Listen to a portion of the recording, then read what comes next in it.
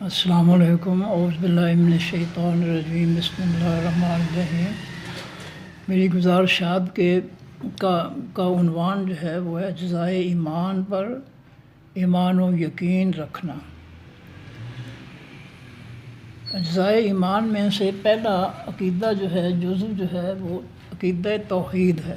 اللہ رب العزت کو وحدہ لا شریک ماننا کہ وہ اپنی ذات و صفات میں، اپنی حکمرانی میں، اپنے فیصلوں میں وحدہ لا شریک ہے، اکیلا سب فیصلے کرتا ہے۔ تو اللہ تعالیٰ کا دعویٰ ہے کہ نمبر 1، وہی سورج کو مشرق سے طلوع اور مغرب میں غروب کرتا ہے۔ یقیناً یہی بات ہے، ساری مخلوق مل کر بھی یہ کام نہیں کر سکتی۔ نمبر 2، وہی بادلوں میں سے تیز بارش برساتا ہے۔ یقیناً سچی بات ہے، ساری مخلوق بھی مل کر بادلوں میں سے ایک قطرہ پانی گرا نہیں سکتی۔ تیسرا دعویٰ ہے، دعویٰ نمبر 3، وہی بادلوں میں سے برف کے اولے گراتا ہے۔ یقیناً سچ ہے کہ ساری مخلوق بھی مل کر بادلوں میں سے ایک اولا بھی گرا نہیں سکتی۔ دعویٰ نمبر 4 ہے اللہ رب العزت کا، وہی چوپایوں کے پیٹ میں سے صاف میٹھا دودھ پیدا کرتا ہے۔ یہ یقینی بات ہے، ساری مخلوق بھی مل کر گھاس و پانی سے ایک قطرہ بھی پیدا نہیں کر سکتے۔ دعویٰ نمبر 5 ہے، وہی زمین میں سے تمہارے لیے تمام نعمتیں پیدا کرتا ہے۔ یقیناً ایسا ہی ہے، ساری مخلوق بھی مل کر زمین میں سے ایک نعمت بھی پیدا نہیں کر سکتی۔ دعویٰ نمبر 6 ہے، وہی گٹھلی پھاڑ کر اس میں سے سبز پودا اگاتا ہے۔ یقیناً حقیقت ہے کہ ساری مخلوق بھی مل کر کسی گٹھلی میں سے اس کو پھاڑ کر پودا نہیں نکال سکتی۔ دعویٰ نمبر 7 ہے، وہی سب کو آنکھیں اور بینائی دیتا ہے۔ یقیناً ایسے ہی ہے، ساری مخلوق بھی کسی میں مل کر کسی اندھے کو آنکھ یا نظر نہیں دے سکتی۔ دعویٰ نمبر 8 ہے رب العزت کا، وہی بیٹے اور بیٹیاں تمہیں عطا کرتا ہے۔ یقیناً ایسا ہی ہے، ساری مخلوق بھی کسی کو بیٹا یا بیٹی دے نہیں سکتی۔ دعویٰ نمبر 9 ہے، وہی سب کو زندگی و موت دیتا ہے۔ یقیناً ایسا ہی ہے، ساری مخلوق بھی کسی کو زندگی اور موت نہیں دے سکتی۔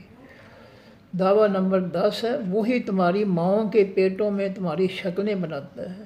یقیناً ایسا ہی ہے، ساری مخلوق مل کر بھی کسی کی شکل بنا نہیں سکتی۔ دعویٰ نمبر 11 ہے، وہی کائنات پر دن اور رات پھیلاتا ہے۔ یقیناً ایسا ہی ہے، ساری مخلوق بھی مل کر یہ کام نہیں کر سکتی۔ دعویٰ نمبر 12،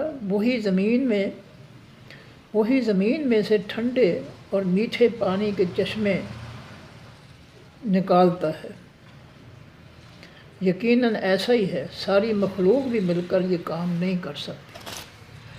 جب ہم نے کائنات کے بارے میں تمام دعوے سچ ثابت کر دیے، ان 12 دعووں کے علاوہ وسیع کائنات کے بارے میں اللہ کے دعوے ہیں۔ میں نے یہ چند مثالیں جو ہے وہ دی ہیں بات سے نتیجہ اخذ کرنے کے لیے۔ دعوے تو اس کے بے شمار ہیں مخلوق کے بارے میں۔ تو جب ہم نے کائنات کے بارے میں تمام دعوے سچ ثابت کر دیے تو ہمارا ایمان و یقین اللہ کی واحد ذات پر، اس کی زندگی، اس کی طاقت، اس کی قوت پر پختہ ہو گیا کہ اللہ تعالیٰ کی ہر بات سچی ہے اور وہ کبھی بھی جھوٹ نہیں بولتا۔ اس حقیقت و سچائی کے بعد ہمیں پختہ یقین ہے کہ اللہ رب العزت ہی کائنات کا خالق و مالک ہے اور چلانے والا ہے۔ نمبر 2، اگر وہ کہتا ہے کہ فرشتے میری مخلوق ہیں تو ہم فرشتوں کو دیکھے بغیر ایمان لے آئے ہیں، کیونکہ ہم نے ثابت کر لیا کہ اس کا ہر دعویٰ سچا ہے۔ اگر وہ کہتا ہے کہ نمبر 3، اگر وہ کہتا ہے کہ میں نے انسانوں کی رہنمائی کے لیے پیغمبر بھیجے تو ہم پیغمبروں کو بن دیکھے مان گئے، ان پر ایمان لے آئے، کیونکہ ہم نے اس کے کائنات کے بارے میں دعووں سے ہم نے یہ اخذ کر دیا ہے، نتیجہ اخذ کر دیا ہے کہ اللہ رب العزت جو ہے ہمیشہ سچ بولتا ہے۔ عقیدہ نمبر 4 ہے، اگر وہ کہتا ہے کہ میں لوگوں کی ہدایت کے لیے آسمان سے کتابیں اتاری تو ہم کتابوں کو بن اترتے دیکھنے کے ہم مان گئے ہیں، ہم ان پر ایمان لائے ہیں، کیونکہ ہمارا رب جو ہے وہ ہمیشہ سچ بولتا ہے۔ اگر وہ کہتا ہے کہ میں تمہیں دوبارہ تمہاری قبروں کی مٹی میں سے کن کہہ کر پیدا کر لوں گا تو ہم مان گئے ہیں، کیونکہ وہ ہمارے سامنے زمین کی مٹی میں سے کن کہہ کر بے شمار نعمتیں ہر وقت پیدا کر رہا ہے، لہٰذا اس کی سچائی جو ہے وہ برحق ہے، وہ ہر بات اس کی سچی ہے۔ اس نے ایمان اور نیک عمل والوں کے لیے جنت میں ٹھکانہ بنانے کا اعلان کیا ہے اور کافروں اور منافقوں کے لیے آگ میں ٹھکانہ بنانے کا اعلان کیا ہے۔ تو ہم نے یقین کر لیا جنتوں اور دوزخ کو دیکھے بغیر، ہم جو ہے جنت اور دوزخ کے احوال پر ایمان لائے ہیں، کیونکہ ہمارا یقین ہے کہ ہمارا اللہ جو ہے وہ سچ بولتا ہے، جھوٹ نہیں بولتا۔ ہم نے یہ بات ثابت کر دی ہے کہ ہمارے اللہ کا ہر دعویٰ اور ہر بات سچی ہے۔ تمام اجزائے ایمان کا تعلق غیب کی باتوں سے ہے، ہم اپنے اللہ کی سچائی کی بنیاد پر ان پر ایمان لائے ہیں۔ اتنی بڑی حقیقت ہمیں کائنات اور اللہ کی ذات و صفات پر غور و فکر کرنے سے حاصل ہوئی ہے۔ جو لوگ اپنی عقل کو غور و فکر کے لیے استعمال کرتے ہیں وہ یقیناً حق تک پہنچ جاتے ہیں۔ اللہ تعالیٰ نے اپنے آخری نبی صلی اللہ علیہ وسلم کے ذریعے مکہ والوں کو فرمایا کہ ان کو کہہ دو کہ میں تمہیں صرف ایک بات کی تلقین کرتا ہوں کہ تم جو ہے غور و فکر کرو، اللہ کے بارے میں، اس کی مخلوق کے بارے میں غور و فکر کرو، سوچ بچار کرو کہ اللہ نے تمہیں کیا کچھ دیا ہے اور تمہارے جھوٹے معبودوں نے تمہیں کیا دیا ہے۔ بہت بڑی حقیقت ہے جس کی طرف دعوت دی گئی، لیکن مکہ والوں نے سوچ بچار پر جاہل رہنے یعنی جہالت کو ترجیح دی، لہذا انجام برا ہوا۔ ہمیں سوچنا چاہیے کہ ہمارے جسم کی نعمتیں یعنی اعضاء ہمیں کس نے دیے، اس جسم کے باہر بے شمار کھانے پینے وغیرہ کی نعمتیں ہمیں کون دیتا ہے۔ اگر ہم قرآن و سنت پر غور و فکر کریں گے تو ہم قرآن و سنت کی وسیع دانائی سے بہت کچھ سیکھ لیں گے اور دنیا کے عقل مند ترین انسان بن جائیں گے۔ بے انتہا حکمت و دانائی والے کو اللہ اور اس کے پیغمبر کی دانائی سے ہم عظیم انسان بن جائیں گے۔ جیسے کہ علامہ اقبال نے فرمایا ہے کہ تمدن آفریں خدا کے آئینے جہانداری، وہ صحرائے عرب یعنی شتر بانوں کا گہوارہ۔ وہ ان پڑھ اور جاہل جو جنگلوں میں اونٹ جو ہے چرایا کرتے تھے، بالکل ان پڑھ تھے، جب انہوں نے اللہ کے قرآن کو سمجھا تو اللہ تعالیٰ نے ان کو جو ہے سب قوموں سے افضل بنا دیا کہ وہ دنیا کے لیے تہذیب و تمدن کے خالق بن گئے۔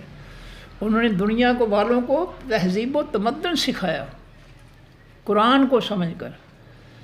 تو یہ قرآن جو ہے اللہ کا کلام ہے، انتہائی وسیع حکمت و دانائی والے رب کا قرآن ہے۔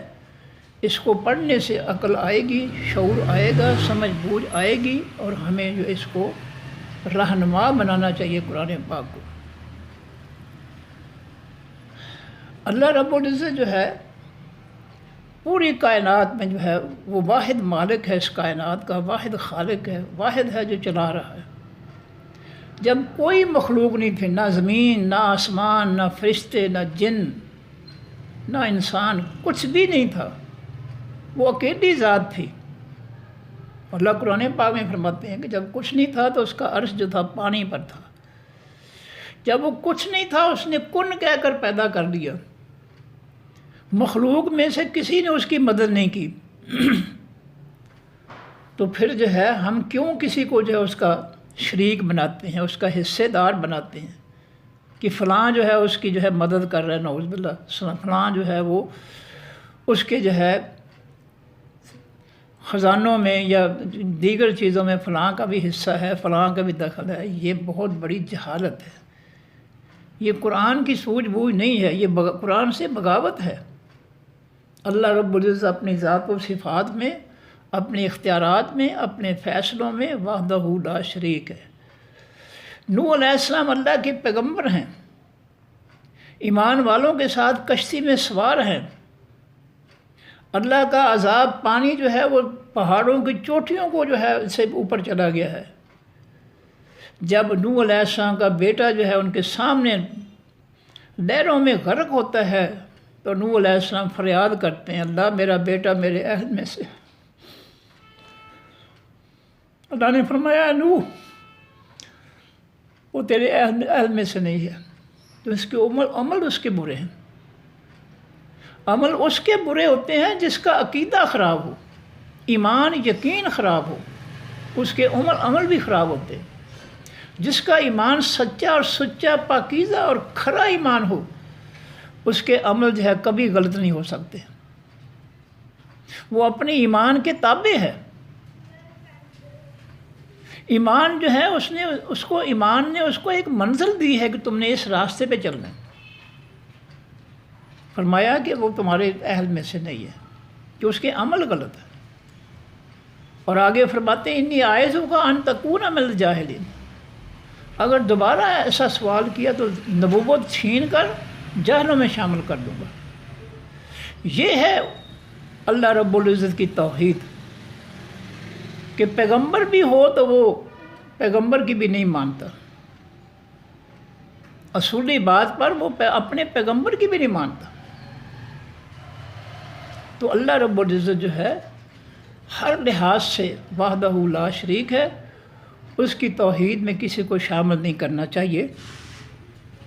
یہ سب سے بڑا تقاضا ہے اور یہی ہماری نجات کا ذریعہ بن سکتا ہے، ورنہ جو مشرک ہیں، کافر ہیں، منافق ہیں، وہ تو یقیناً قرآن کے فیصلے کے مطابق جہنم کا ایندھن بنیں گے۔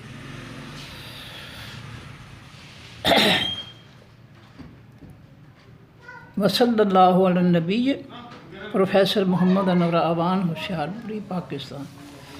دوسرا عنوان ہے میرا، رب کی آگ سے آخر مسلمان کیوں نہیں ڈرتے؟ اللہ فرماتے ہیں اے ایمان والو، اپنے آپ اور گھر والوں کو جہنم کی آگ سے بچا لو۔ یہ فرمانے باری تعالیٰ ہے، ڈرو اس آگ سے جس کا ایندھن خاص لوگ اور خاص پتھر ہیں۔ فرمانے باری ہے، وہ آگ کافروں کے لیے تیار کی گئی ہے۔ فرمانے باری ہے، کھجور کا چھلکا ہی صدقہ کر کے اپنے آپ کو آگ سے بچا لو۔ یہ فرمانے نبوی ہے، رب کی آگ سے آخر مسلمان کیوں نہیں ڈرتے؟ نبی کریم و صحابہ کرام نے رب کی زمین و مخلوق پر آسمانی دین نافذ کیا، ہم نے اللہ کی زمین و مخلوق پر کافروں کا فتنہ کیوں مسلط کیا ہے؟ ہمارے پاس اس فتنہ کے حق میں کون سی آسمانی دلیل ہے؟ ہم کفار کی غلامی اور فتنے کو کیوں نہیں چھوڑتے؟ رب کی آگ سے آخر مسلمان کیوں نہیں ڈرتے؟ حقیقی اسلام میں مکمل طور پر داخل ہو جاؤ، یہ فرمانے باری ہے۔ ہم نے آسمانی خالص اور مکمل دین میں سے سیاست کو علیحدہ کیوں کیا ہے؟ کیا یہ حقیقت نہیں ہے کہ جدا ہو دین سیاست سے تو رہ جاتی ہے چنگیزی؟ ہم اسلام کے نظام امن و سلامتی، عدل و مساوات سے کیوں باغی ہیں؟ رب کی آگ سے آخر مسلمان کیوں نہیں ڈرتے؟ ہم نے تمہیں جو رزق دیا ہے اس میں سے پاکیزہ رزق کھاؤ۔ فرمانے باری ہے، ہم سود و رشوت، ٹیکس، لوٹ مار وغیرہ حرام کیوں کھاتے ہیں؟ ہم کیوں دھوکے و ملاوٹ کم تول کر کم ماب کر حرام کھاتے ہیں؟ ہم یتیموں مساکین اور دیگر لوگوں کا مال کیوں کھاتے ہیں؟ رب کی آگ سے آخر مسلمان کیوں نہیں ڈرتے؟ اپنی عورتوں اور غلاموں کے بارے میں اللہ سے ڈرو، فرمان نبوی ہے۔ ہم اپنی عورتوں اور عوام الناس پر ظلم کیوں کرتے ہیں؟ ہم ان کے حقوق ادا کرنے میں کیوں سرکش اور باغی ہو گئے ہیں؟ ہمارے ہاتھوں ان کے جان و مال و عزت کیوں غیر محفوظ ہیں؟ رب کی آگ سے آخر مسلمان کیوں نہیں ڈرتے؟ بے شک اللہ کے بندوں میں سے حقیقی علماء اللہ سے ڈرتے ہیں۔ فرمان باری ہے، کیا رب کی مخلوق پر جمہوری فتنہ مسلط کرنا اللہ سے ڈرنا ہے؟ کیا یہ علماء اور مفتی کفار کا فتنہ مسلط کر کے اللہ سے ڈرتے ہیں؟ کیا ان علماء اور مفتیوں کے لیے جمہوری فتنے پر عمل کرنا جو ہے یہ کس نے لازم کیا؟ رب کی آگ سے آخر مسلمان کیوں نہیں ڈرتے؟ زمین کی اصلاح کے بعد اس پر فتنہ برپا نہ کرو، یہ فرمان باری ہے۔ کیا نبی کریم و صحابہ کرام کے نفاذ اسلام سے اصلاح کے بعد فتنہ جو ہے جاری کرنا جائز ہے؟ کیا ہمارا فرض نہیں ہے کہ ہم بھی مخلوق پر اللہ کا دین حق نافذ کریں؟ ہم کافروں کے فتنے مسلط کر کے کیا زمین کی اصلاح کر رہے ہیں؟ رب کی آگ سے آخر مسلمان کیوں نہیں ڈرتے؟ حقیقی علماء ہی حقیقی نبیوں کے وارث ہیں۔ کیا ہم نبی علیہ الصلوۃ والسلام کی وراثت دین حق کو غالب کرنے والے ہیں یا مغلوب کرنے والے ہیں؟ کیا ہم کفار کے فتنے کو یا نبی علیہ السلام کے دین کو غالب کرنے والے ہیں؟ اگر ہم دین حق کو غالب نہیں کریں گے تو پھر اور کون کرے گا؟ رب کی آگ سے آخر مسلمان کیوں نہیں ڈرتے؟ لوگوں میں سے بہتر وہ ہے جو لوگوں کو نفع دیتا ہے، فرمان نبوی ہے۔ کیا ہم لوٹ مار، سود، رشوت، سودی قرضوں سے عوام کو فائدہ پہنچا رہے ہیں؟ کیا ہم مہنگائی، ٹیکسوں اور بے روزگاری کے ظلموں سے عوام کو فائدہ پہنچا رہے ہیں؟ کیا ہم لوگوں پر جھوٹے مقدمے بنا کر گولیاں چلا کر انہیں فائدہ پہنچا رہے ہیں؟ رب کی آگ سے آخر مسلمان کیوں نہیں ڈرتے؟ اور وہ مومنین آخرت پر ایمان و یقین رکھتے ہیں، فرمان باری ہے۔ کیا لوگوں کے مال لوٹنا آخرت پر ایمان ہے؟ کیا لوگوں کو دین اسلام کے نفاذ سے محروم کرنا آخرت پر ایمان ہے؟ کیا لوگوں پر شیطانی جمہوری فتنہ مسلط کرنا آخرت پر ایمان ہے؟ رب کی آگ سے آخر مسلمان کیوں نہیں ڈرتے؟ جو لوگوں پر رحم نہیں کرتا اللہ اس پر بھی رحم نہیں کرتا۔ کیا ہم قوم کا مال لوٹ کر ان پر رحم کر رہے ہیں؟ کیا ہم 85 لٹیرے وزیروں مشیروں کی لوٹ مار سے عوام پر ہم رحم کر رہے ہیں؟ کیا ہم سودی قرضوں، مہنگائی کے ذریعے لوگوں پر رحم کر رہے ہیں؟ رب کی آگ سے آخر مسلمان کیوں نہیں ڈرتے؟ تم پر لوگوں کا مال، جان اور عزت حرام ہے۔ کیا ہمارے ہاتھوں لوگوں کے مال، جان اور عزت محفوظ ہیں؟ کیا ہم نے لوگوں کی عزتوں کے پامال کو محسوس کیا ہے؟ کیا ہم نے غریبوں کو خستہ حال بنا کر ذلیل نہیں کیا؟ رب کی آگ سے آخر مسلمان کیوں نہیں ڈرتے؟ اے نبی صلی اللہ علیہ وسلم، کفار سے کہہ دو کہ تمہارا دین تمہارے لیے، میرا میرے لیے۔ کیا سورہ کافرون کے حکم کو ہم نے اپنے لیے بنایا ہے، اپنایا ہے؟ کیا ہم نے کافروں کے دین کا بائیکاٹ کیا ہے یا نہیں کیا؟ کیا نبی کریم اور صحابہ کرام رضی اللہ تعالیٰ نے کفار کے دین کا بائیکاٹ نہیں کیا تھا؟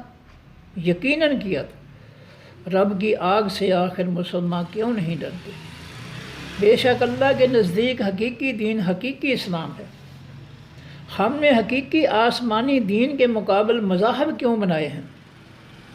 کیا ہم نے ان مذاہب کے ذریعے امت کو تقسیم نہیں کیا؟ کیا ہم نے مذاہب کے ذریعے دین حق کو نہیں چھوڑ دیا؟ رب کی آگ سے آخر مسلمان کیوں نہیں ڈرتے؟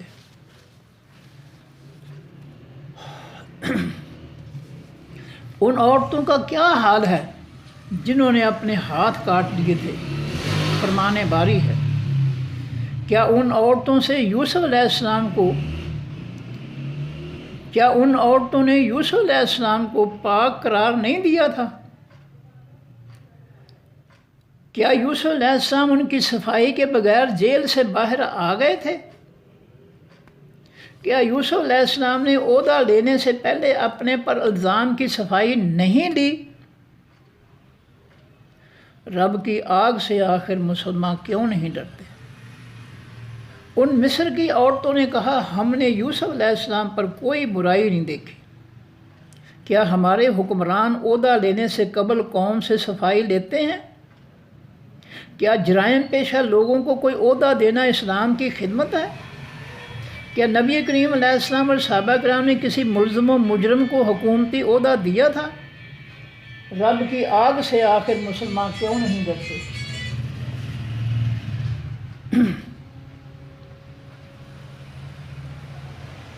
اے پیغمبر صلی اللہ علیہ وسلم، جو دین آپ کی طرف اتارا گیا ہے اس کی تبلیغ کرو۔ فرمان باری ہے، کیا آج ہم آسمانی دین کی دنیا میں تبلیغ کر رہے ہیں؟ کیا ہم آسمانی دین کی بجائے اپنے مذاہب کی تبلیغ نہیں کر رہے؟ کیا ہم لوگوں کو قرآن سمجھنے سمجھانے سے نہیں روک رہے؟ رب کی آگ سے آخر مسلمان کیوں نہیں ڈرتے؟ ہم عہدہ مانگنے والوں کو عہدہ نہیں دیتے، یہ فرمان نبوی ہے۔ کیا ہمارے علماء اور مفتی اور دیگر عہدوں کے لیے ووٹ نہیں مانگتے؟ کیا ہم ووٹوں کے ذریعے شریر اور نااہل لوگوں کو عہدے نہیں دیتے؟ کیا ہم فرمان نبوی کی کھلی مخالفت نہیں کر رہے؟ رب کی آگ سے آخر مسلمان کیوں نہیں ڈرتے؟ کفار کا فتنہ ختم کر کے اللہ کی زمین پر مکمل دین نافذ کرو۔ فرمان باری ہے، سورۃ الانفال اور سورۃ بقرہ میں۔ کیا ہم کفار کے فتنے کے خلاف لڑ کر اسے ختم کر رہے ہیں؟ کیا ہم اللہ کے مکمل دین کے نفاذ کی کوشش کر رہے ہیں؟ کفار کے فتنے کی جگہ مکمل دین اسلام نافذ کرنا کیا ہمارا فرض نہیں ہے؟ رب کی آگ سے آخر مسلمان کیوں نہیں ڈرتے؟ سود نہ کھاؤ، جو باقی رہ گیا ہے اسے چھوڑ دو۔ فرمان باری ہے، ہمارے علماء اور مفتیوں و حکمرانوں نے سود کو کیوں مسلط کیا ہے؟ ہمارے علماء اور مفتیوں اور دیگر حکمرانوں نے اللہ کی نافرمانی کیوں جاری رکھی ہے؟ کیا سود اور سودی قرضوں نے ہمیں برباد نہیں کیا؟ رب کی آگ سے آخر مسلمان کیوں نہیں ڈرتے؟ زمین والوں کی اکثریت کی بات ماننا اللہ کے دین سے گمراہی ہے۔ فرمان باری ہے، کیا ہم شیطانی اکثریت والی جمہوریت کی بات نہیں مان رہے؟ کیا ہم اسلام کی مخالفت نہیں کر رہے؟ یہ اکثریت کا جمہوری نظام کفر کس طرح اسلام بن گیا ہے؟ رب کی آگ سے آخر مسلمان کیوں نہیں ڈرتے؟ جو مساکین کو کھانا کھلانے کی رغبت نہیں دیتے قیامت کے انکاری ہیں۔ فرمان باری ہے، کیا ہم گلیوں محلوں شہروں دیہات کے مساکین کے لیے کچھ کرتے ہیں؟ کیا ہم مساکین کے لیے روزی کی ترغیب نہ دے کر آخرت کو ماننے والے ہیں؟ کیا ہم تمام لوگوں کو روپوں، زیورات، مویشیوں اور فصلوں کی زکوٰۃ کی ترغیب نہیں دیتے؟ کیوں نہیں دیتے؟ رب کی آگ سے آخر مسلمان کیوں نہیں ڈرتے؟ نیک اولاد والدین کے لیے صدقہ جاریہ ہے۔ فرمان نبوی ہے، ہم اپنی اولاد کو قرآنی تعلیمات سے نیک کیوں نہیں بناتے؟ ہم اپنی اور اپنی اولاد کی اخروی زندگی کی فکر کیوں نہیں کرتے؟ کیا ہمارا آخرت کی زندگی کے حساب پر ایمان نہیں ہے؟ رب کی آگ سے آخر مسلمان کیوں نہیں ڈرتے؟ اور جس دن زندہ دفنائی گئی بچی سے اس کا قصور پوچھا جائے گا۔ فرمان باری ہے، اگر یہ اللہ کی مرضی سے پیدا ہوتی ہے تو ہم ان سے کیوں نفرت کرتے ہیں؟ کیا ہماری بچیاں لڑکوں کے مقابلے میں زیادہ مسکین طبع نہیں ہیں؟ رب کی آگ سے آخر مسلمان کیوں نہیں ڈرتے؟ فرمان نبوی ہے کہ جس کی ایک بیٹی ہے اس کے لیے جنت ہے۔ کیا ہمیں اس حدیث میں بچیوں کی نیک تربیت اور گھر بسانے کا حکم نہیں ملا؟ ہم کیوں اپنی بچیوں کو ایک نیک بنا کر گھر بسا کر جنت نہیں دیتے؟ جو ہم سے ڈرتے ہوئے کچھ نہیں مانگتی، ہم ان سے کیوں نہیں محبت کرتے؟ رب کی آگ سے آخر مسلمان کیوں نہیں ڈرتے؟ اے نبی کی بیویوں اپنے گھروں میں ٹھہری رہو، فرمان باری ہے۔ ہم اپنی عورتوں کو بے مقصد گھروں سے باہر کیوں جانے دیتے ہیں؟ کہ اس قرآنی فیصلے میں کوئی خرابی ہے کہ ہم نہیں مانتے؟ کیا ہماری عورتیں معاشرے میں ہماری عزت نہیں ہے؟ رب کی آگ سے آخر مسلمان کیوں نہیں ڈرتے؟ جو دنیا میں خیانت کرے گا اس کے ساتھ قیامت کے دن وہ خیانت ہوگی۔ کیا ہمارے اکابرین اس قوم کے خیانت دار ہیں یا نہیں ہیں؟ کیا خیانت نے اس قوم کو برباد کیا ہے یا نہیں کیا ہے؟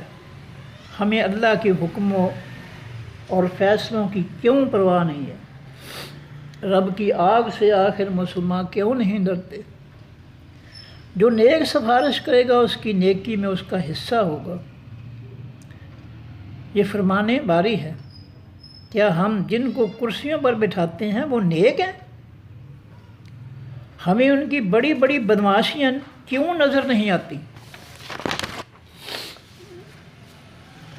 کیا یہ سچ نہیں ہے کہ کرسیوں پر نیک ہوں گے تو نیکی پھیلے گی؟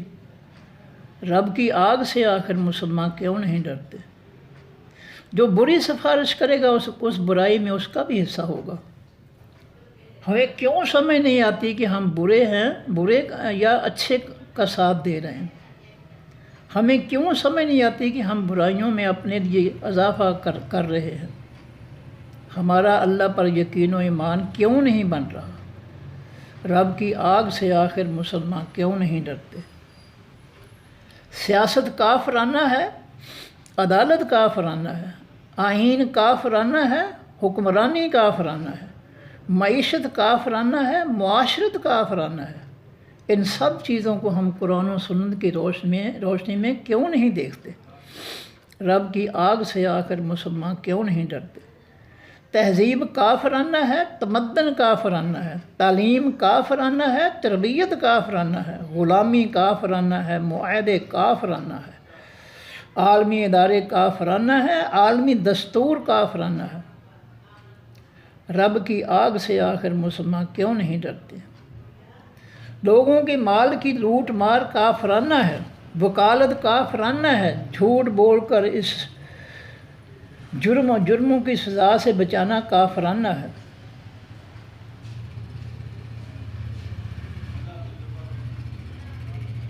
چوروں لٹیروں کی اسمبلیاں بنانا کافرانہ کام ہے، ان سے آئین بنوانا کافرانہ کام ہے۔ رب کی زمین مخلوق پر جمہوری فتنہ مسلط کرنا کافرانہ ہے اور ان کی مدد کرنا کافرانہ ہے۔ رب کی آگ سے آخر مسلمان کیوں نہیں ڈرتے؟ یہ اپنی برائیوں اور جن کو گمراہ کرتے ہیں ان کا بوجھ بھی اٹھائیں گے۔ کیا یہ بوجھ اٹھانے والے اول درجہ جعلی علماء اور مفتی نہیں ہیں؟ کیا یہ بوجھ اٹھانے والے ووٹ دینے والے اور دلانے والے نہیں ہیں؟ کیا ان کی سب برائیوں کا بوجھ انہیں جہنم سے بچا دے گا؟ رب کی آگ سے آخر مسلمان کیوں نہیں ڈرتے؟ صحیح مسلمان وہ ہے جس کی زبان اور ہاتھ سے دوسرے مسلمان سلامت رہیں۔ کیا ہم نے اپنی زبانوں اور ہاتھوں سے ظلم اور فتنے برپا نہیں کیے؟ جو برائی اور فتنہ دوسروں کے لیے چاہتے ہیں کیا اپنے لیے بھی چاہتے ہیں؟ ہم اللہ کے امن و سلامتی والے دین کو کیوں نہیں مانتے؟ اس پہ عمل کیوں نہیں کرتے؟ رب کی آگ سے آخر مسلمان کیوں نہیں ڈرتے؟ نبی کریم نے اپنے دل مبارک کی طرف اشارہ کر کے فرمایا تھا تقویٰ یہاں ہے، تقویٰ دل میں ہے۔ جو لوگوں کا حق کھاتا ہے کیا اس کے دل میں پرہیزگاری اور تقویٰ ہے؟ جو لوگوں کو اپنی گمراہی سے گمراہ کرتا ہے کیا وہ پرہیزگار اور متقی ہے؟ جو عوام الناس پر کفار کا فتنہ اور ظلم مسلط کرتا ہے کیا وہ پرہیزگار اور متقی ہے؟ رب کی آگ سے آخر مسلمان کیوں نہیں ڈرتے؟ تم میں سے بہتر وہ ہے جو قرآنی تعلیم سیکھتا ہے اور سکھاتا ہے، فرمان نبوی ہے۔ ہم قرآن کی سمجھ سے لوگوں کو کیوں روکتے اور خود بھی دور رہتے ہیں؟ ہم اپنے آپ کو لوگوں کو کیوں جہالت کی طرف دھکیل رہے ہیں؟ کیا لوگوں کو قرآنی علم کے خلاف ظاہر رکھنا دین حق کی خدمت ہے؟ رب کی آگ سے آخر مسلمان کیوں نہیں ڈرتے؟ اے صحابی دوسروں کے خلاف اپنی زبان کو روک لے، فرمان نبوی ہے۔ ہم لوگوں کی غیبت، ان پر بہتان کیوں لگاتے ہیں؟ ہم اس زبان سے سچے کو جھوٹا، جھوٹے کو سچا کیوں بناتے ہیں؟ ہم اپنی زبان سے معاشرے میں بے حیائی کی باتیں کیوں پھیلاتے ہیں؟ رب کی آگ سے آخر مسلمان کیوں نہیں ڈرتے؟ اگر اس کائنات کے دو معبود ہوتے تو فساد مچ جاتا۔ اگر آج کائنات میں دنگا فساد نہیں ہوا تو دو معبود کیسے ہوئے؟ اگر سورج نے طلوع و غروب کی سمت نہیں بدلی تو دو معبود کیسے؟ اگر بارش برسانے یا نہ برسانے پر جھگڑا نہیں ہوا تو دو معبود کیسے؟ رب کی آگ سے آخر مسلمان کیوں نہیں ڈرتے؟ لوگوں کو ان کی چیزیں کم تول معاف کر دینا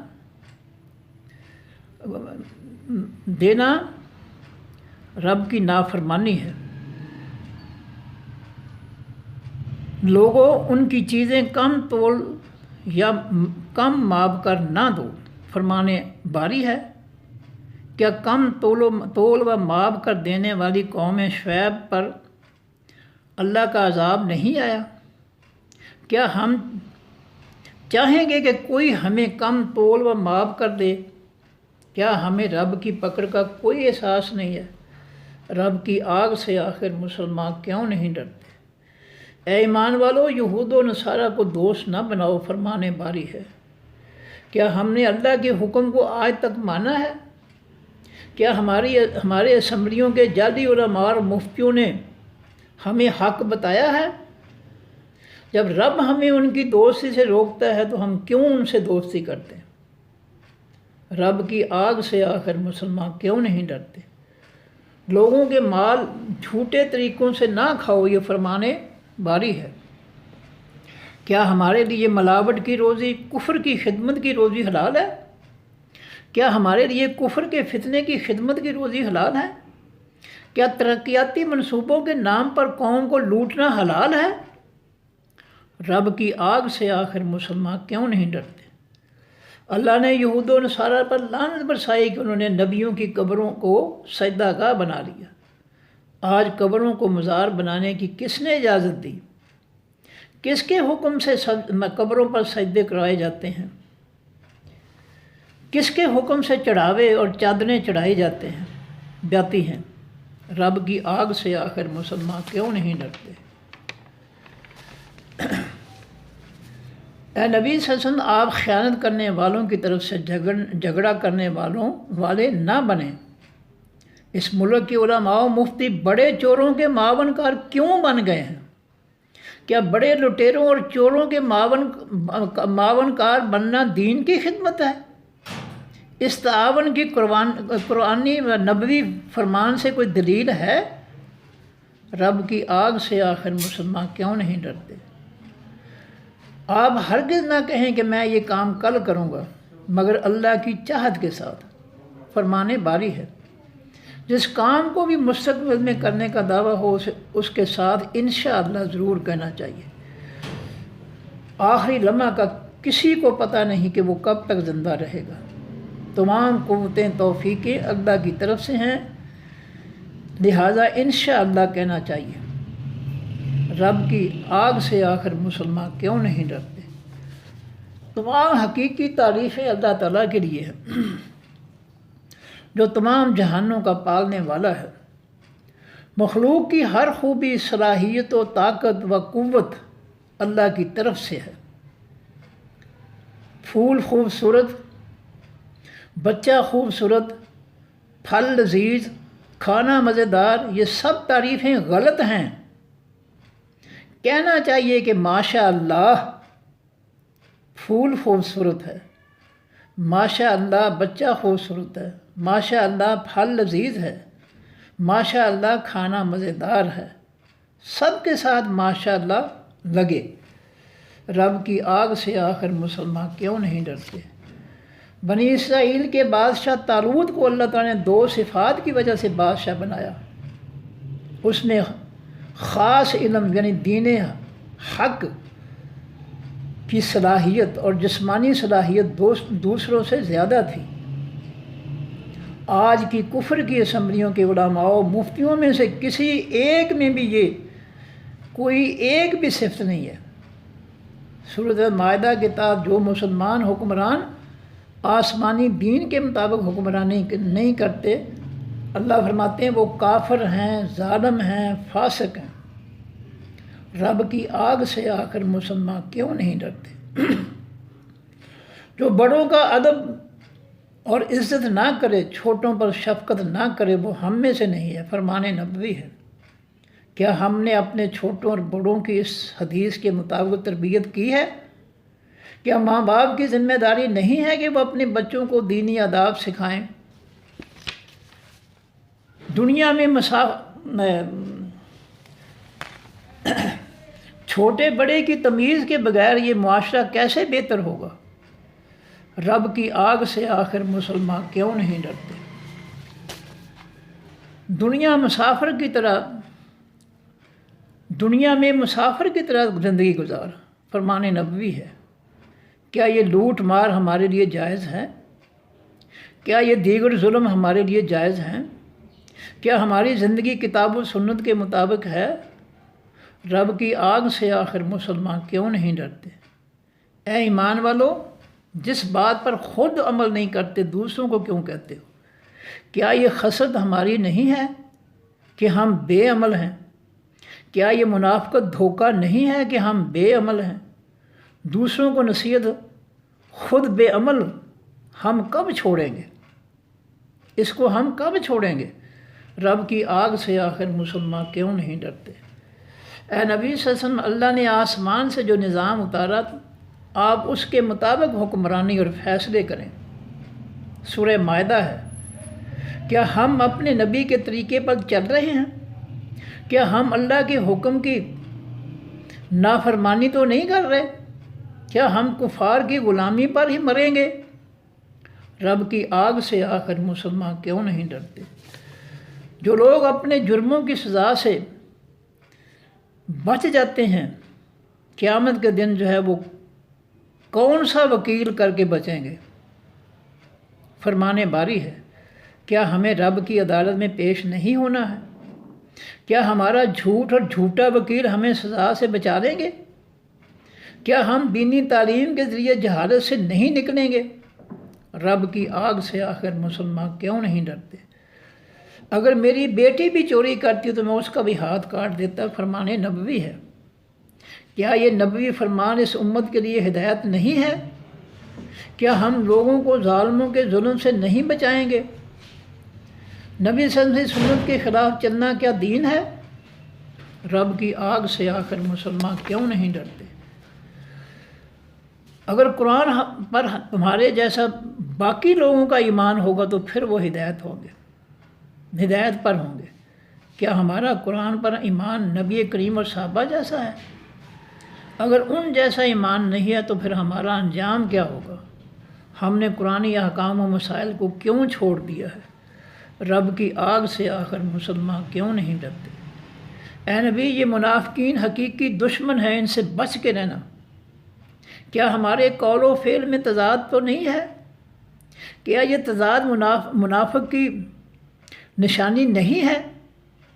ہمارا سارا معاشرہ منافقت میں کیوں ڈوبا ہوا ہے؟ رب کی آگ سے آخر مسلمان کیوں نہیں ڈرتے؟ اے لوگو، اپنے اس رب کی عبادت کرو جس نے تمہیں اور تمہارے پہلوں کو پیدا کیا۔ کیا رب نے ہمیں آنکھیں، کان، زبان وغیرہ نہیں دیے؟ کیا اللہ کے علاوہ کسی نے بھی ہمیں کچھ دیا ہے؟ جو خود اللہ کے محتاج ہیں وہ ہمیں کیا دیں گے؟ رب کی آگ سے آخر مسلمان کیوں نہیں ڈرتے؟ اللہ تمہیں چوپایوں کے پیٹ میں سے میٹھا اور لذیذ دودھ پلاتا ہے۔ کیا کوئی گھاس اور پانی کو ملا کر دودھ کا ایک قطرہ پیدا کر سکتا ہے؟ کیا ہمیں سب سے زیادہ اللہ کا شکر گزار نہیں ہونا چاہیے؟ اگر اللہ اپنی نعمتیں بند کر دے تو کون ہمیں نعمتیں دے گا؟ رب کی آگ سے آخر مسلمان کیوں نہیں ڈرتے؟ وہ آسمان سے بارش برسا کر مردہ زمین کو زندہ کرتا ہے۔ کیا ساری مخلوق مل کر بادلوں میں سے ایک قطرہ بھی گرا سکتی ہے؟ کیا ہمارے لیے یہ بات نصیحت والی نہیں ہے؟ کیا ہم سوچنے کی بجائے جاہل ہی رہیں گے؟ رب کی آگ سے آخر مسلمان کیوں نہیں ڈرتے؟ ہوا اللہ کے حکم سے سلیمان علیہ السلام کا تخت اٹھا کر انہیں سیر کرواتی تھی۔ کیا ہمارے ہوائی جہازوں کا بوجھ اللہ کے حکم سے ہوا نہیں اٹھا رہی؟ کیا ہمیں اللہ کا شکر گزار نہیں ہونا چاہیے؟ کیا ہود علیہ السلام کی قوم پر تیز ہوا کا عذاب اللہ کے حکم سے نہیں آیا تھا؟ رب کی آگ سے آخر مسلمان کیوں نہیں ڈرتے؟ اس کے بعد میری گزارشات کا جو ہے اگلا عنوان ہے حقیقی سچ آپ کے رب کی طرف سے ہے۔ بے شک ہمارے ذمہ ہے اس قرآن کا بیان، یہ فرمان باری ہے۔ ہم نے آپ کو حقیقی سچ اور احسن تفسیر عطا کی ہے، فرمان باری ہے۔ اللہ کی رسی کو مضبوط پکڑو اور فرقے نہ بناؤ، فرمان باری ہے۔ لوگوں نے اس قرآن میں اختلاف پیدا کر دیے ہیں، فرمان باری ہے۔ وحی کی احسن تفسیر ہی فقہ القرآن تفسیر نبوی ہے۔ آسمانی احسن تفسیر فقہ القرآن مذکور ہے سورہ الفرقان آیت نمبر 33 میں۔ نہیں ہو سکتی کوئی بھی انسانی تفسیر برابر اس کی عظمت میں، برابر اس کے عظمت میں۔ نہیں ہو سکتی کوئی بھی انسانی تفسیر برابر اس کے عظمت میں۔ کرے ہے یہ تفسیر ختم سب فرقے، یہ تاثیر اس کی آسمانی ہے۔ بنائے سب کو ایک امت، یہ تاثیر اس کی آسمانی ہے۔ وحی کی احسن تفسیر ہی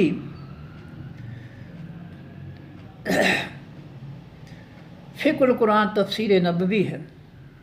قرآن اور اس کی احسن تفسیر یہ دونوں آسمانی ہیں، کی تصدیق خود رب نے کہ یہ دونوں آسمانی ہیں۔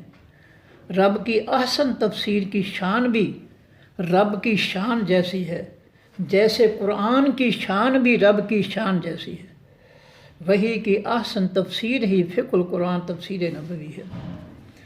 بنے ہیں نئے فرقے چھوڑ کر آسمانی تفسیر نبوی کو، نہ خاطر میں ہے لائے یہ فرقے آسمانی تفسیر نبوی کو۔ اگر اتفاق کر لیتے سبھی تفسیر نبوی پر، نہ غالب کرتے وہ اپنی فقہوں کو تفسیر نبوی پر۔ وحی کی احسن تفسیر ہی فقہ القرآن تفسیر نبوی ہے۔ مذاہب کر لیے تیار ہم نے مقابل دین نبوی کے، کیے پیدا ہیں ہم نے بے شمار فقیر۔ جھگڑے کر لیے تیار ہم نے مقابل دین نبوی کے، کیے پیدا ہیں ہم نے بے شمار فقیر ان نئی فقہوں کے، کیے پیدا ہیں ہم نے بے شمار مفتی ان نئی فقہوں کے۔ وحی کی احسن تفسیر ہی فقہ القرآن تفسیر نبوی ہے۔ سورہ نساء کی روح سے مفتی فقط اللہ ہے۔ سورہ مجادلہ وغیرہ ہا کی روح سے مفتی فقط اللہ ہے۔ ملا نہ لقب مفتی کا رب سے نبی کو نہ ہی صحابہ کو، کیا پابند رب نے آسمانی فتوے پر نبی کو اور صحابہ کو۔ وہی کی احسن تفسیر ہی فقہ القرآن تفسیر نبوی ہے۔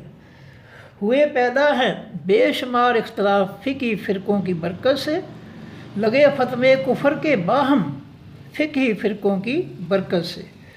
تفسیر نبوی سے اختلاف جنم دیتا ہے فرقوں کو، تفسیر نبوی سے اختلاف جنم دیتا ہے فرقوں کو، تفسیر نبوی سے اتفاق مٹا دیتا ہے فرقوں کو۔ وہی کی احسن تفسیر ہی فقہ القرآن تفسیر نبوی ہے۔ دین میرا اور میرے صحابہ کا دین ہے جنتی فرقہ کا، فرمان نبوی ہے، عمل اس پہ جو کرتا ہے وہ دوست ہے جنتی فرقہ کا۔ اگر امت چلے دین نبی و صحابہ کے فرقہ پر، بشارت پائے امت وسط کی چلنے سے دین نبوی فرقہ پر۔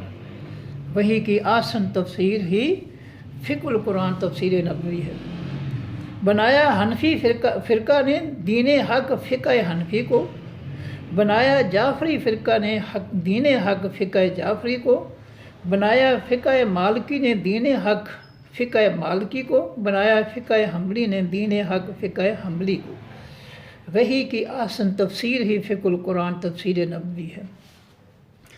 قرآن کی سمجھ سے روکتے ہیں، خود بھی دور رہتے ہیں۔ قرآن کا ترجمہ پڑھنے کو گمراہی قرار دیتے ہیں، قرآن کا ترجمہ پڑھنے والوں کو وہابی قرار دیتے ہیں، قرآن کی سمجھ کے لیے 18 علوم لازم قرار دیتے ہیں۔ وہی کی احسن تفسیر ہی فقہ القرآن تفسیر نبوی ہے۔ ہم نے اس قرآن کو نصیحت کے لیے آسان کر دیا ہے، فرمان باری ہے۔ ہم نے اس قرآن کو آپ کی زبان پر آسان کر دیا ہے۔ یہ دونوں فرامین باری قرآن کو آسان بتاتے ہیں، مگر جاہل عالم و مفتی اس قرآن کو مشکل بتاتے ہیں۔ وہی کی احسن تفسیر ہی فقہ القرآن تفسیر نبوی ہے۔ قرآن کو سمجھ کر پڑھنا خواہ 2 آیات ہوں نیکی ہے، قرآن کو روزانہ سمجھ کر پڑھنا خواہ تھوڑا ہو نیکی ہے، قرآن کو کتاب ہدایت و افضل جاننا نیکی ہے، قرآن کی لوگوں کو سوجھ بوجھ دینا افضل نیکی ہے۔ وہی کی احسن تفسیر ہی فقہ القرآن تفسیر نبوی ہے۔ تدریس قرآن سے لوگوں کی جہالت مٹانا نیکی ہے، قرآن کو اپنے حق میں سفارشی بنانا نیکی ہے، قرآنی احکام و مسائل لوگوں کو سکھانا نیکی ہے، قرآن پر نبی و صحابہ جیسا ایمان رکھنا نیکی ہے۔ وہی کی احسن تفسیر ہی فقہ القرآن تفسیر نبوی ہے۔ بندوں میں سے حقیقی علماء ہی اللہ سے ڈرتے ہیں، حقیقی علماء ہی انبیاء کرام کے وارث ہیں، یہ فرمان نبوی ہے۔ دلوں میں رب کا ڈر رکھتے، اگر یہ عالم و مفتی نہ تنگ کرتے مخلوق رب کو یہ عالم و مفتی۔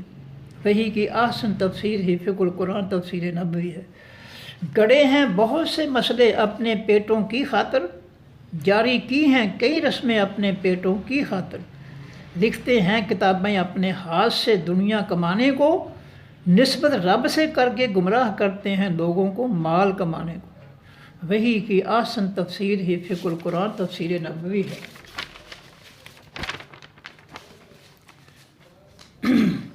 کی ہیں ایجاد رسمیں کل ساتے دسمیں وغیرہ پیٹ کی خاطر، نہ کرتے تھے نبی و صحابہ یہ رسمیں ایصال ثواب و پیٹ کی خاطر۔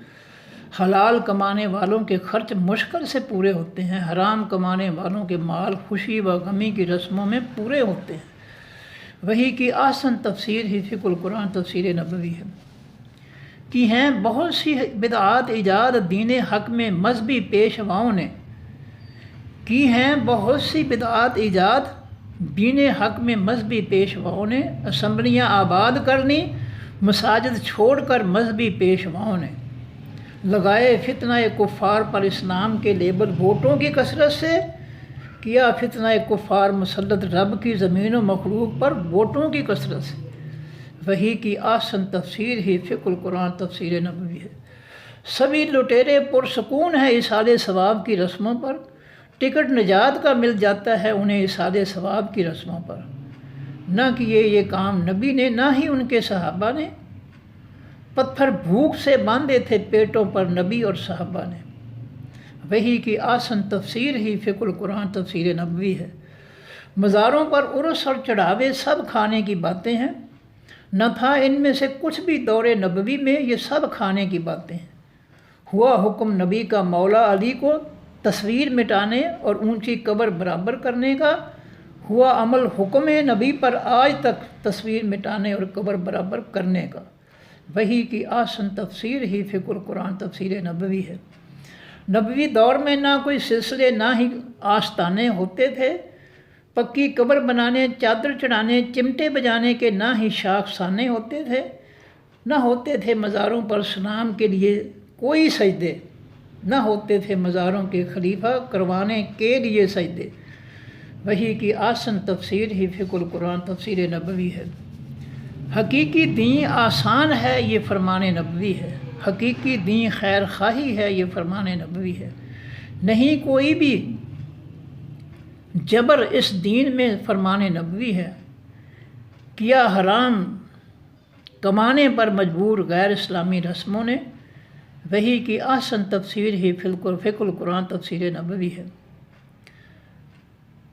करने आए थे गालिब आखिरी नबी दीन हक़ को सभी झूठे दीनों पर। नबी की उम्मत ने करना था गालिब दीन हक़ को सभी झूठे दीनों पर। पहुँचाना था जिन्होंने आसमानी दीन हक़ को सारी दुनिया तक। सिमट गई है सोच उनकी कुफ्र की असम्बलियाँ बचाने तक। वही की आसन तफसीर ही फ़िक़ुल कुरान तफसीर नबवी है। जो रब के सामने खड़ा होने से डर गया उसके लिए 2 जन्नत हैं, फरमान बारी है। आला अक्लमंदी अल्लाह से डरना है, फरमान नबवी है।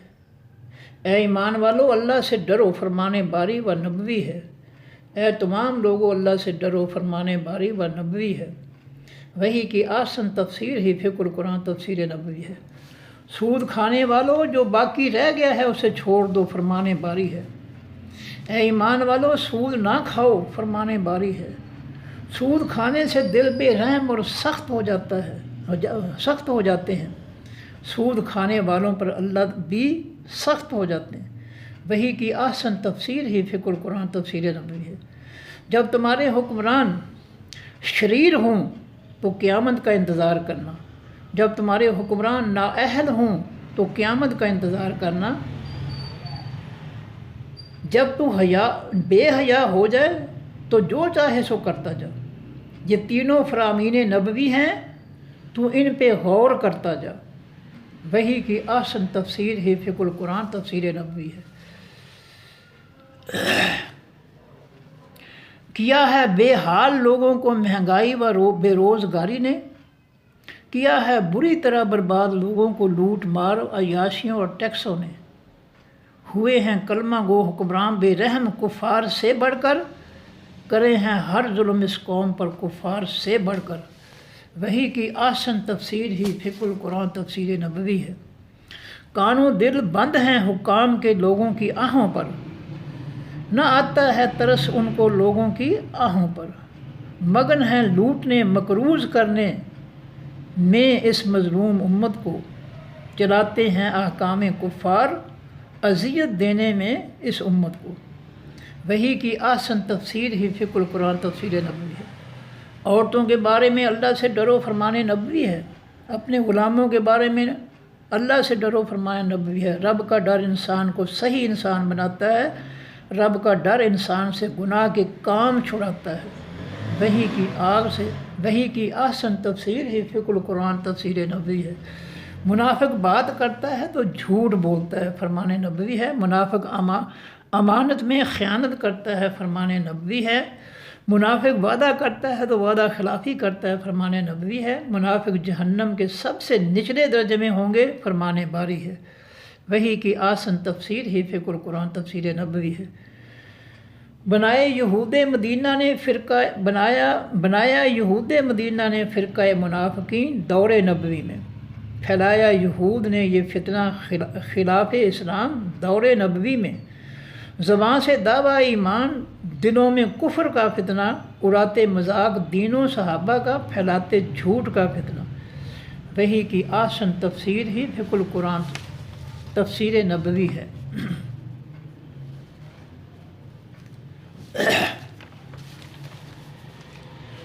علماء و حاکم کی بے رحمی قیامت کے فتنوں میں سے ہے۔ علماء و حکام کی بے رحمی قیامت کے فتنوں میں سے ہے۔ ظلموں کا معاشرہ بڑھ جانا قیامت کے فتنوں میں سے ہے۔ چوروں ڈاکوؤں کو ان کے جرم کی سزا نہ دینا قیامت کا فتنہ ہے۔ ظالموں کے ڈر سے ان کی عزت کرنا قیامت کا فتنہ ہے۔ وحی کی آسن تفسیر ہی فقہ القرآن تفسیر نبوی۔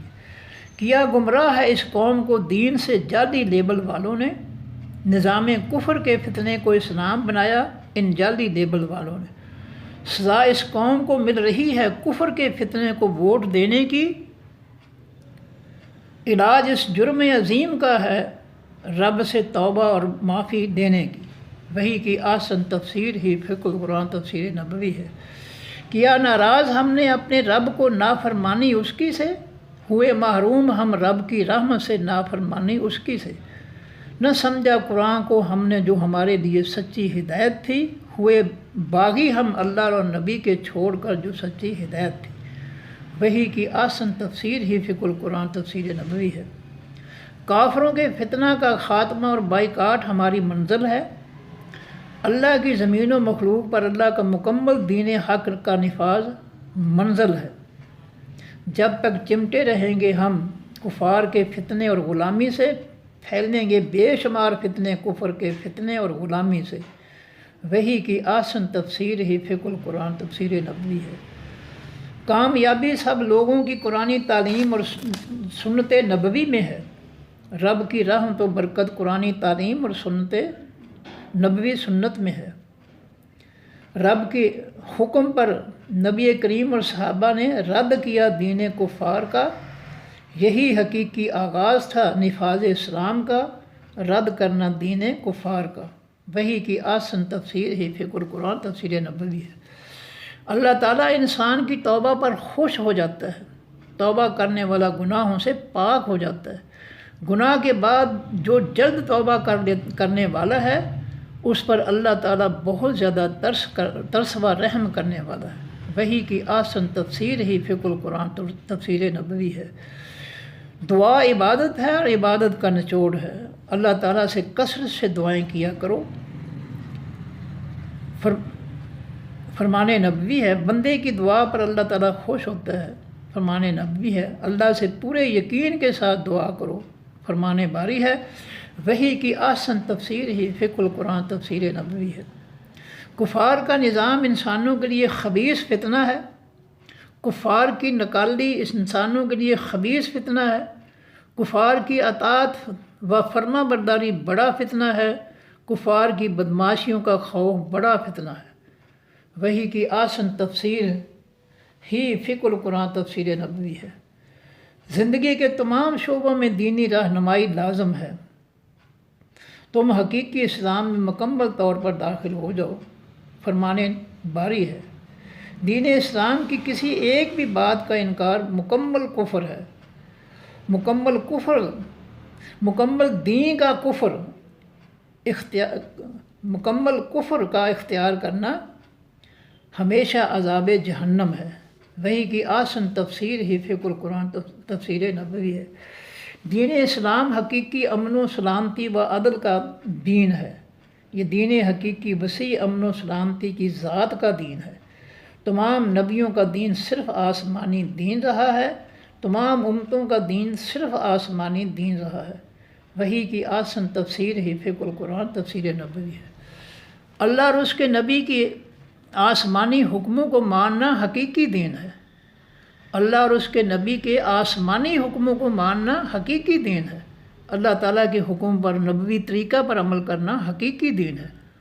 قرآن کو نبی کریم اور صحابہ کی طرح سمجھنا حقیقی دین ہے۔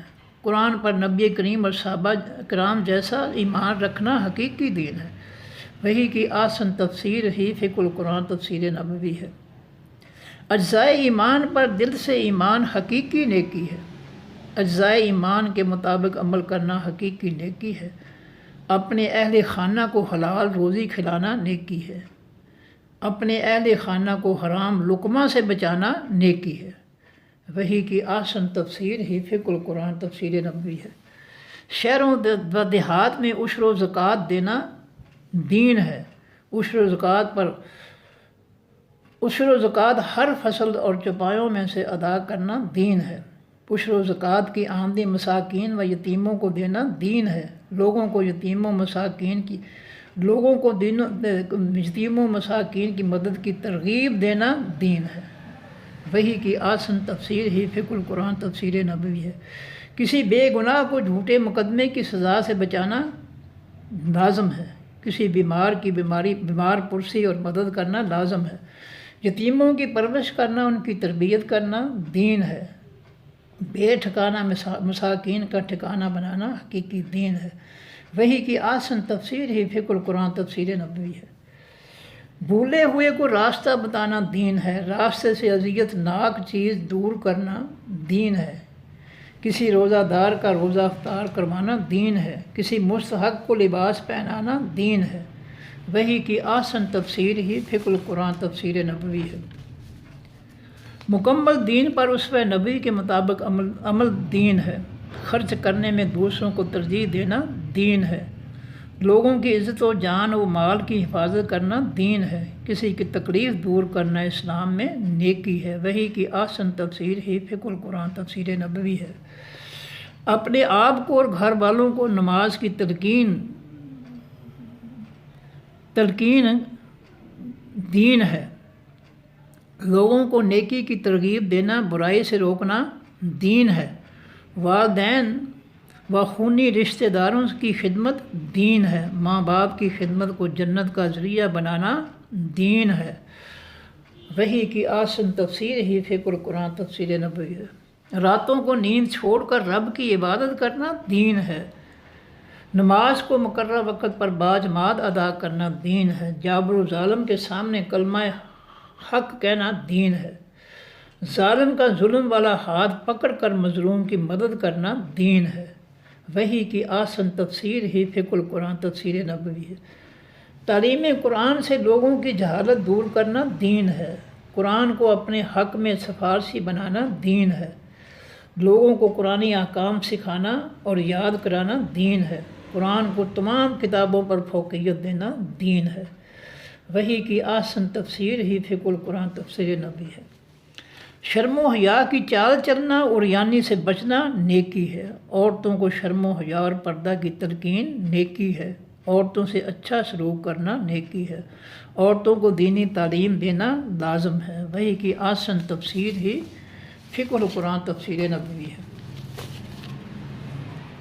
ہر جگہ بھلائی و صفائی پھیلانا دین و نیکی ہے۔ ہر جگہ ہر لمحہ پرہیزگار رہنا دین و نیکی ہے۔ ہر جگہ ہر لمحہ رب سے ڈرنا دین و نیکی ہے۔ ہر مسلمان بھائی کی خیر خواہی کرنا دین و نیکی ہے۔ وہی کی آسن تفسیر ہی فقہ القرآن تفسیر نبوی ہے۔ بیٹوں اور بیٹیوں سے محبت کرنا دین و نیکی ہے۔ بیٹیوں سے نبوی محبت جیسی محبت کرنا دین و نیکی ہے۔ بیٹیوں کے جوان ہونے پر ان کا گھر بسانا دین و نیکی ہے۔ بیٹوں کو لوگوں کی امامت کے لائق بنانا دین و نیکی ہے۔ وہی کی آسن تفسیر ہی فقہ القرآن تفسیر نبوی ہے۔ اولادوں کو حلال روزی کھلانا، حرام سے بچانا دین ہے۔ اولادوں کو دینی آداب زندگی سکھانا دین ہے۔ اولادوں کو انبیاء کرام اور نیکی کرنے والوں سے محبت سکھانا دین ہے۔ پاکیزہ اخلاق لوگوں کی صفات بتانا نیکی ہے۔ وہی کی آسن تفسیر ہی فقہ القرآن تفسیر نبوی ہے۔ اولادوں کی ہر درجہ پر نگہبانی اور اصلاح نیکی ہے۔ انہیں نمازی اور تہجد گزار بنانا دین و نیکی ہے۔ ان کے دل میں اللہ کا ڈر پیدا کرنا دین و نیکی ہے۔ وہی کی آسن تفسیر ہی فقہ القرآن تفسیر نبوی ہے۔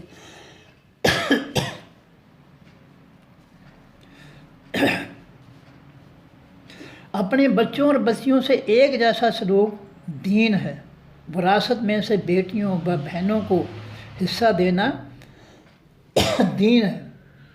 انہیں ان کے حقوق و فرائض سکھانا دین ہے، بڑوں کا احترام اور چھوٹوں سے شفقت سکھانا دین ہے۔ وحی کی آسن تفسیر ہی فقہ القرآن تفسیر نبوی ہے۔ مساجد کا احترام اور ان میں دین حق کی تبلیغ لازم ہے۔ مساجد کو مسجد نبوی جیسا دینی مرکز بنانا لازم ہے۔ مساجد سے شرک و کفر و بدعات کو مٹانا لازم ہے۔ مساجد سے جاہل علماء و ناظمین کو بھگانا لازم ہے۔ وحی کی آسن تفسیر ہی فقہ القرآن تفسیر نبوی ہے۔ مساجد کو خوشبودار اور صاف بنانا دین ہے۔ مساجد کو دینی تعلیم اور نمازیوں سے آباد کرنا دین ہے۔ مساجد میں اللہ کی توحید کا کثرت سے ذکر دین ہے۔ مساجد میں دنیاوی باتیں بحثیں کرنا خلاف دین ہے۔ وحی کی آسن تفسیر ہی فقہ القرآن تفسیر نبوی ہے۔ مساجد میں تھوکنا، گندگی پھیلانا، شور کرنا منع ہے۔ مساجد میں اپنی چودر چلانا، مرضی کرنا منع ہے۔ مساجد سے چیزیں چرانا، جوتے لے جانا منع ہے۔ مساجد میں خلوص دل سے بھائی چارہ قائم کرنا عین دین ہے۔ وحی کی آسن تفسیر ہی فقہ القرآن تفسیر نبوی ہے۔ تکبر کرنا، کسی مسلمان کو حقیر جاننا بڑا گناہ ہے۔ غریب کی مدد کرنے کے بعد اسے جتانا گناہ ہے۔ مسکین کی مدد کے بعد اسے اذیت دینا گناہ ہے۔ کسی کو ناحق ذلیل و رسوا کرنا دینی لحاظ سے گناہ ہے۔ وحی کی آسن تفسیر ہی فقہ القرآن تفسیر نبوی ہے۔ ذخیرہ اندوزی، بے جا قیمتیں بڑھانا گناہ ہے۔ چیزوں میں ملاوٹ کرنا، تجارت میں دھوکہ گناہ ہے۔ لوگوں کی خستہ حالی پر ترس نہ کرنا، مال کی ہوس کرنا گناہ ہے۔ لوگوں کے حق غصب کرنا، بے رحم ہو جانا گناہ ہے۔ وحی کی آسن تفسیر ہی فقہ القرآن تفسیر نبوی ہے۔ غیبت و چغلی کر کے کسی کو ذلیل کرنا گناہ ہے۔ غریب رشتہ داروں سے نفرت کرنا گناہ ہے۔ نیک اور رب کے ماننے والوں کو اپنے سے دور کرنا گناہ ہے۔ مسلمان بھائی کو مصیبت کے وقت چھوڑ دینا گناہ ہے۔ وحی کی آسن تفسیر ہی فقہ القرآن تفسیر نبوی ہے۔ اللہ کی قسم کو وعدہ خلافی کے لیے ڈھال بنانا، رکاوٹ بنانا گناہ ہے۔ کسی کے خلاف جھوٹی گواہی دے کر پھنسانا گناہ ہے۔ کسی کو جھوٹی گواہی سے سزا سے بچانا بڑا گناہ ہے۔ کسی کے بچے یا بچی کو اغوا کرنا یا کرانا بڑا گناہ ہے۔ وحی کی آسن تفسیر ہی فقہ القرآن تفسیر نبوی ہے۔ اپنی یا کسی کی اصلیت بدلنا ملعون کام ہے۔ وقتی حلالہ کرنے والے اور کروانے والے دونوں ملعون ہیں۔ کسی سے بلا وجہ بغض یا محبت کرنا یقیناً گناہ ہے۔ کسی کی اولاد کو گمراہ کر دینا بہت بڑا گناہ ہے۔ وحی کی آسن تفسیر ہی فقہ القرآن تفسیر نبوی ہے۔ لوگوں کا مال ناحق طریقہ سے کھانا جہنم کی آگ ہے۔ حرام روزی سے پالا گیا جسم جنت میں نہ جائے گا، فرمان نبوی ہے۔ جس نے ایک لقمہ حرام کھایا آئندہ 40 دن تک اس کی نماز مردود ہے۔ دیوس ہے وہ جو اپنی عزیزہ کو بے پردہ لیے پھرتا ہے، وہ جنت میں نہیں جائے گا، فرمان نبوی ہے۔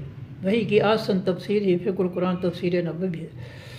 جو لوگوں پر رحم نہیں کرے گا، اللہ اس پر رحم نہیں کرے گا۔ اولادوں اور خونی رشتہ داروں سے نرمی رحمت لازم ہے۔ نرمی و رحمت لازم ہے۔ علم و تربیت حاصل کرنے کے لیے استاد کا ادب لازم ہے۔ دینی علم حاصل کرنا ہر ایک پر فرض ہے۔ وحی کی آسن تفسیر ہی فقہ القرآن تفسیر نبوی ہے۔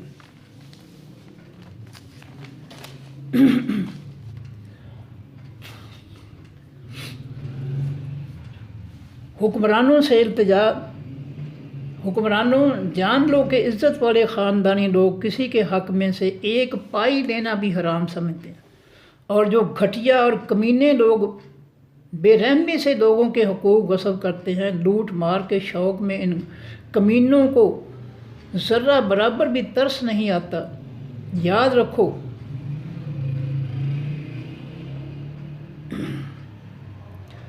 تم اپنے لوٹ مار کے مال سے اپنے بچوں کو جہنم کے انگارے کھلا رہے ہو، قبر میں اکیلے ہوگے، کو رب کے عذاب سے نہ بچا سکے گا۔ تم نے اللہ کی زمین و مخلوق پر کافروں کا فتنہ مسلط کر کے ان کے بچوں اور بچیوں کا سکون سے جینا حرام کر دیا ہے۔ یہ نہ سمجھنا کہ تمہاری لوٹ مار کے پیسے سے تمہارے پسماندگان لوگوں کو کھانا کھلا کر جو ہے اللہ کے عذاب سے بچا لیں گے۔ حقوق العباد کی معافی نہیں ہے، دنیا میں تمہاری ذلت عروج پر ہے۔ اگر تم یہ خرمستیاں، یہ ظلم، یہ زیادتیاں نہیں چھوڑو گے تو یاد رکھو پھر رب کا قہر اور غضب تمہارے لیے بہت بڑا ہوگا۔ کس نے دکھ کی بات ہے کہ اتنے سخت دل ہو گئے ہیں کہ لوٹ مار دن بدن بڑھتی جا رہی ہے، لوگوں کی حالت جو ہے وہ دن بدن بدتر ہوئی جا رہی ہے، اور لیکن یہ اسمبلیوں اور کرسیوں والے علماء، مفتی اور جاہل سب کے سب جو ہے وہ بے رحم ہو کر جو ہے لوٹ مار میں لگے ہوئے ہیں۔ ذرا رب کا احساس نہیں ہے، ذرا رب کا خوف نہیں ہے۔ کرسیوں والوں ڈر جو اللہ سے، کوئی پتہ نہیں کون سا لمحہ آخری ہو، کون سی سانس آخری ہو۔ اتنا لوٹ مار کر کے کیسے کھاؤ گے؟ یہ لوٹ مار کا مال ہو سکتا ہے تمہیں کھانا نصیب ہی نہ ہو، لیکن غریبوں کا مال جو لوٹا ہوا ہے، ان کی آہیں اور ان کی بد دعائیں جو ہیں وہ آسمان کی طرف اٹھ رہی ہیں۔ کسی فارسی شاعر نے کہا ہے بترسد آہ مظلومہ کے ہنگامے دعا کردن، مظلوم کی بد دعا سے بچو کہ جب وہ اللہ کی طرف بد دعا بھیجتا ہے، اجابت از در حق بہر استقبال می آئد، اللہ آگے بڑھ کر مظلوم کی بد دعا کا استقبال کرتا ہے۔ ظالموں، تمہیں ان علماء اور مفتیوں نے بھی بجائے کہ تمہاری اصلاح کرتے یہ تمہارے ساتھ مل گئے ہیں۔ تم ان کو دیکھ کر لوٹ مار میں آگے بڑھ رہے ہو اور وہ تمہیں دیکھ کر جو ہے لوٹ مار میں آگے بڑھ رہے ہیں۔ حیا کرو رب کا۔ نبی کریم علیہ الصلوۃ والسلام فرماتے ہیں اذا لم تستحی فاصنع ما شئت، اے انسان جب تو بے حیا ہو جائے، تجھے اللہ کا ڈر نہ رہے، پھر تو جو مرضی کرتا جا، پھر تیری رسی دراز ہے، تمہیں سمجھانے کا پھر کوئی فائدہ نہیں، تجھے کھلی اجازت ہے کہ جو مرضی کرتا جا۔ تیری ایک دن پکڑ آئے گی اللہ کی طرف سے، پھر تمہیں پتہ چلے گا کہ میں دنیا میں کیوں آیا تھا، کس لیے آیا تھا۔ اللہ تعالیٰ ہمیں سمجھ کی توفیق عطا فرمائے، ہمیں حرام روزی سے، دوسروں کے حق تلفی سے ہمیں اللہ تعالیٰ بچائے۔